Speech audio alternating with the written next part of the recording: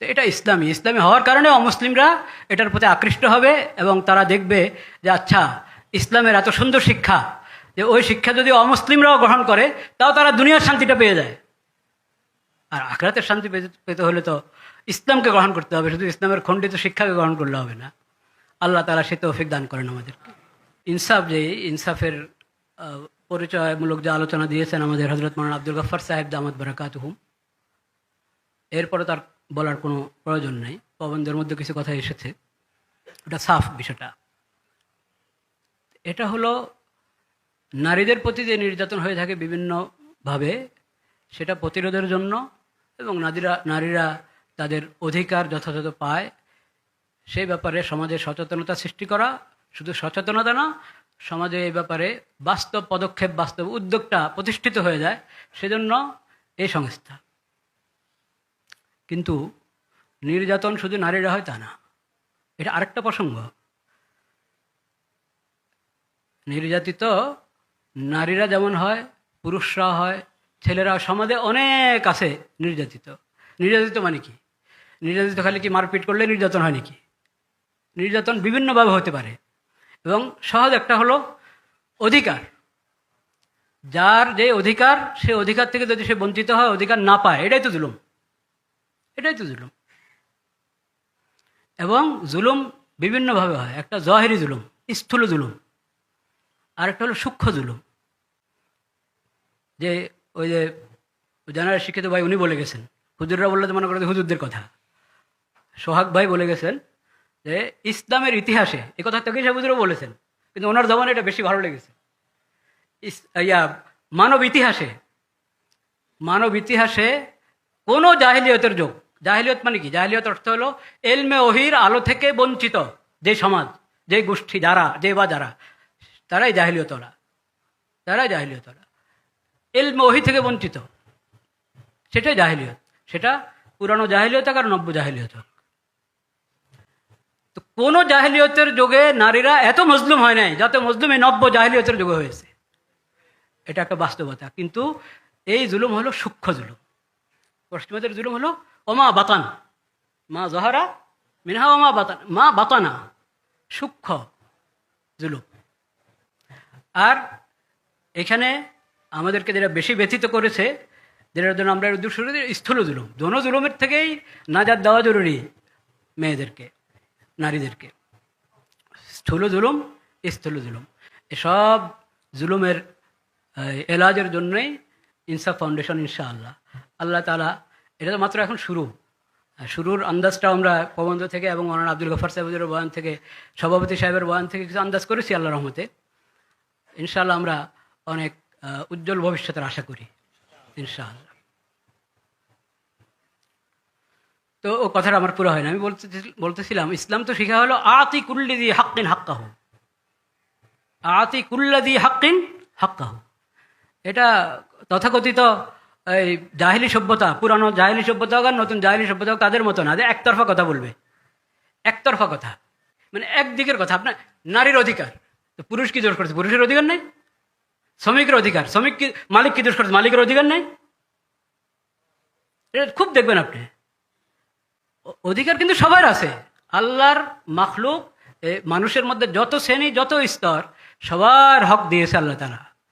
নবী করিম সাল্লাল্লাহু আলাইহি ওয়াসাল্লামের শিক্ষা হলো আতি কুল্লাযি হাক্কিন হাক্কাহু, প্রত্যেক হকওয়ালাকে তার হক দাও, দেওয়ার ব্যবস্থা করো, চিন্তা করো, ফিকির করো, মেহনত করো। তো এটা তো একটা নারীর অধিকার প্রতিষ্ঠার জন্য এই সংস্থা।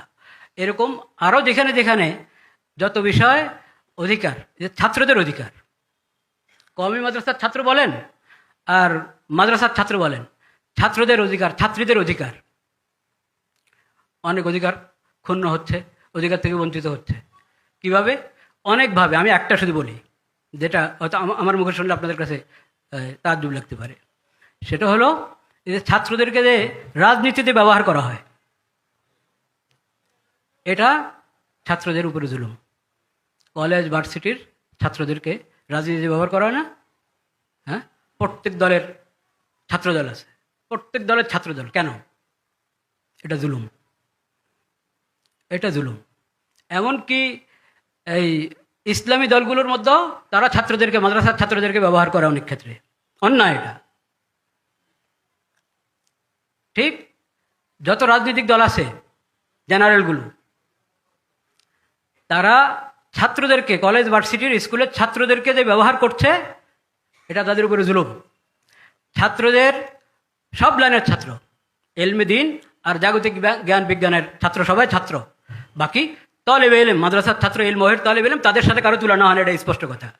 কিন্তু ওরাও সমাজের অংশ এবং ওরাও গুরুত্বপূর্ণ দায়িত্ব পালন করে জাগতিক জ্ঞান বিজ্ঞানের যারা। সেই জ্ঞান বিজ্ঞানকে নাস্তিকতা এবং অন ইসলামিক পদ্ধতিতে মুসলিম দেশে পড়ানো, সেটা বিশাল জুলুম, কঠিন জুলুম। ওই জুলুম থেকে ছাত্রদেরকে রক্ষা করতে হবে। আমি ছোট্ট জুলুমটা বললাম যে ওদেরকে দলীয় রাজনীতিতে জড়িয়ে দেওয়া, এই রাস্তা বন্ধ করা জরুরি। এরকম অনেক জায়গায় হক লঙ্ঘিত হচ্ছে। প্রত্যেক হক প্রতিষ্ঠার জন্যই এরকম সংস্থা দরকার। সেজন্য আজকে খালি আমরা এক ধরনের কথা শুনেছি, নারী নির্যাতন, নারী নির্যাতন, এক ধরনের কথা শোনার কারণ হলো আজকে তো এটাই আলোচ্য বিষয়। লা ইলাহা ইল্লাল্লাহ। আর আমি বেশি বলবো না, আর দুটা কথা বলে শেষ করছি। আরেক কথা আমাদেরকে ডক্টর হিজবুল্লাহ সাহেব বললেন, যে আমি প্রসঙ্গটা ভুলে গিয়েছি, আপনি একটু বলেন। ওই যে বললাম না সূক্ষ্ম জুলুম, সূক্ষ্ম জুলুমগুলোর মধ্যে এটা একটা। এখন পশ্চিমা সভ্যতার এই আগে থেকেই আছে এই দেশে, এখন আরও অনেক কঠিনভাবে বাস্তবায়ন করা হচ্ছে। সেটা হলো সমকামিতার নতুন নতুন রূপ, ট্রান্সজেন্ডার, কি বলে কি এলজিবিটি নাকি, হ্যাঁ, কত প্রকার। মেয়েদেরকে, ছেলেদেরকে নষ্ট করার জন্য পশ্চিমা সভ্যতা থেকে এখানে আনা হচ্ছে।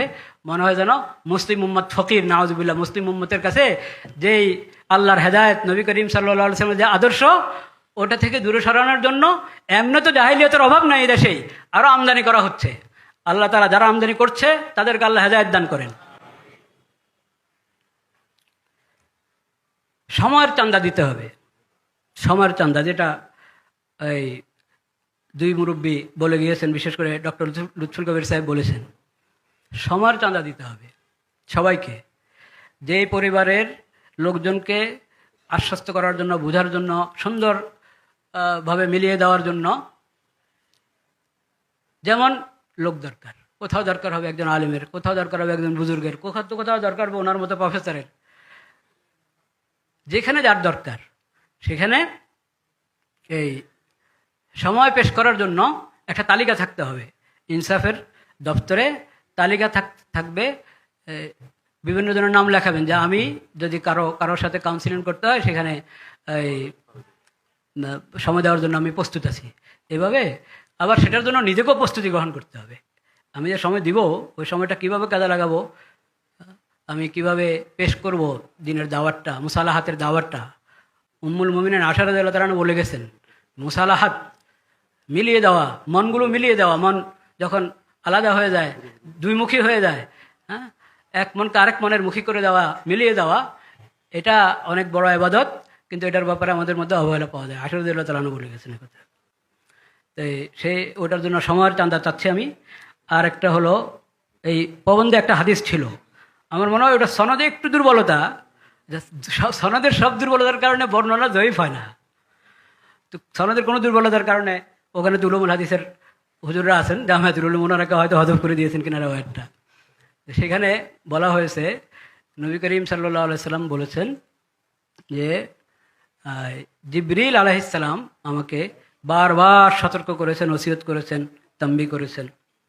হাত্তা জানান্তু আন্নাহু সাইয়্যুহারিমুত তালাক।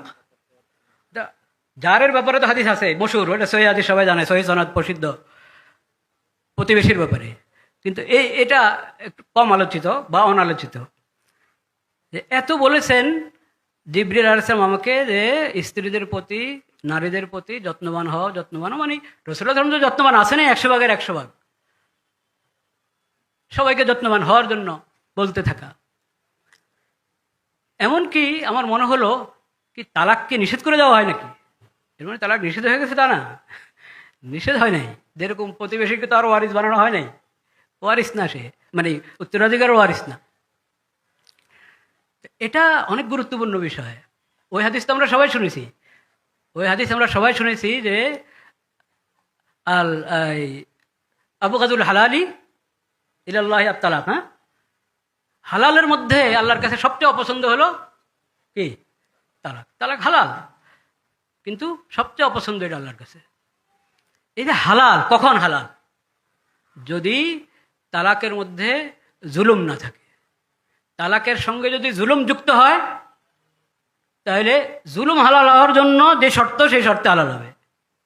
নয়তোবা তালাক দিলে হয়ে যাবে, দিলে হয়ে যাওয়া এক জিনিস, আর ন্যায়ভাবে তরিকা মতে হওয়া এটা আরেক জিনিস। সেজন্য ইনসাফের মধ্যে যে তালাকের বিষয়টাকে গুরুত্বের সাথে নেওয়া হয়েছে, এটা আগে থেকে উনি বলেছেন যে কোর্স করতে হয়। ডক্টর সাহেব, হিজবুল্লাহ সাহেব আমাকে কদিন আগে লাহোরের এক মামলা, ওই দিন উত্তরা যে মজলিস হচ্ছিল, দিন লাহোরের একজন মেহমান ছিলেন, উনি আমাকে বললেন যে ওখানে ওইরকম ফিকির চলছে। তো তারা এই বিয়ের যখনই সংবাদ পায় কিছু মানুষের বিয়ে ঠিক হয়েছে, তো তারা মহিলাদেরকে আলাদা, ওই ছেলেদেরকে আলাদা বিভিন্ন কোর্সের ব্যবস্থা করেন। ওইভাবে অগ্রিম প্রত্যেকের হকের ব্যাপারে সতর্ক করার বিষয়টা দরকার। আল্লাহ রাব্বুল আলামিন আমাদেরকে ভরপুর তৌফিক নসিব করেন। ইনসাফ এই সংস্থাকে আল্লাহ তাআলা কিয়ামত পর্যন্তের জন্য প্রতিষ্ঠিত রাখেন, এবং মুফিদ থেকে মুফিদ, নাফে থেকে নাফে বানান, এবং সমাজে আরও যা দরকার এই ধরনের যত ক্ষেত্রে ইনসাফ প্রতিষ্ঠার দরকার, অভাব আছে ইনসাফের, সেসব কাজের জন্য সবাইকে আল্লাহ তৌফিক দান করেন। মানুষ হওয়া দরকার আছে, কিন্তু এখন এই যে দেখেন এই চেহারাগুলো, অন্য আরেকটা দিনের কাজের মধ্যে গেলে আপনি এই চেহারাগুলোই দেখবেন। এর মানে আমাদের রিজালের সংকট, কাদের মানুষের সংকট, কাদের মানুষের সংখ্যা বাড়তে হবে, নতুন প্রজন্ম নিজেদেরকে প্রস্তুত করতে হবে, আমরা সবাই লোক তৈরি করতে হবে, নিজেরা নিজেদেরকে তৈরি করতে হবে। আল্লাহ সেই তৌফিক দান করেন। ওয়া আখিরু দাওয়ানা আলহামদুলিল্লাহ।